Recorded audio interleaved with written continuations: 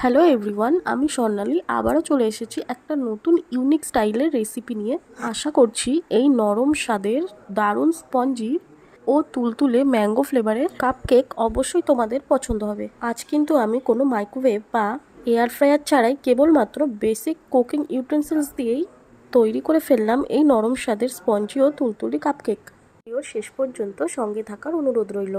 প্রথমেই একটি আমকে খোসা ছাড়িয়ে কেটে নিয়েছিলাম, তার মধ্যে 100 গ্রাম চিনি মিশিয়ে মিক্সিং জারে একসাথে ভালো করে ব্লেন্ড করে নিতে হবে। তার জন্য আমি একটি বড় সাইজের আম নিয়ে নিয়েছিলাম। এরই মধ্যে 200 গ্রাম ময়দা মেশাতে হবে এবং সেটাকে কিছুটা হালকা হাতে মিক্স করার পর একটা ডিম ফাটিয়ে তার মধ্যে দিয়ে দিতে হবে। সমস্ত উপকরণগুলিকে হালকা হাতে ভালোভাবে মিক্স করতে হবে। এরপর যখন সব উপকরণ একসাথে মিশে গেছে তখন হাফ কাপ পরিমাণ পাউডার মিল্ক এতে অ্যাড করতে হবে। সমস্ত ইনগ্রিডিয়েন্ট গুলোকে আবারও হালকা হাতে ভালো করে ফেটিয়ে নিতে হবে। দিয়েছি 2 চামচ বেকিং সোডা।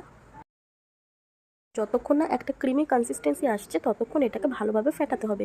এরপরে যে বোলগুলির মধ্যে কাপকেকগুলিকে বসাবো সেগুলোকে রেডি করে নেব। বোলগুলিতে ভালোভাবে অয়েল ওয়াশ করে নিতে হবে, এতে করে কেকগুলি যখন রেডি হয়ে যাবে তখন এই বাউলের সাথে লেগে যাবে না। এরপর একে একে সবকটি বোলের মধ্যে ব্যাটারটা ভালোভাবে দিয়ে দিতে হবে। এখানে বোলের মধ্যে পুরোটা ব্যাটারটাকে না ভরে হাফ পর্যন্ত ভরতে হবে, এতে ভালোভাবে কুক হয়। এরপর এইভাবে ব্যাটারের থেকে এয়ার বাবলগুলিকে বের করে দিতে হবে। রাখা আলমন্ড আর কাজু দিয়ে গার্নিশ করে নিতে হবে। আপনারা চাইলে টুটি ফুটি বা অন্য কোনো ড্রাই ফ্রুট এতে ব্যবহার করতে পারেন। এরপর একটি পাত্রকে গ্যাসের উপর বসিয়ে দিয়ে তার উপর ছিদ্র সমেত আরেকটি পাত্র বসাতে হবে। 5 মিনিট পাত্রগুলোকে গরম করার পর একে একে বোলগুলোকে সাজিয়ে দিতে হবে এবং 10 মিনিটের জন্য ভালোভাবে ঢাকা বন্ধ করে কেকগুলোকে কুক হতে দিতে হবে। কিন্তু একবার চেক করতে হবে টুথ ফুটিয়ে যেটা কুক হয়েছে কিনা। দেখো আমার কিন্তু ভেতরটা কুক হয়নি, তাই আর কিছুক্ষণের জন্য ঢাকা বন্ধ করে কুক হতে দিয়েছি।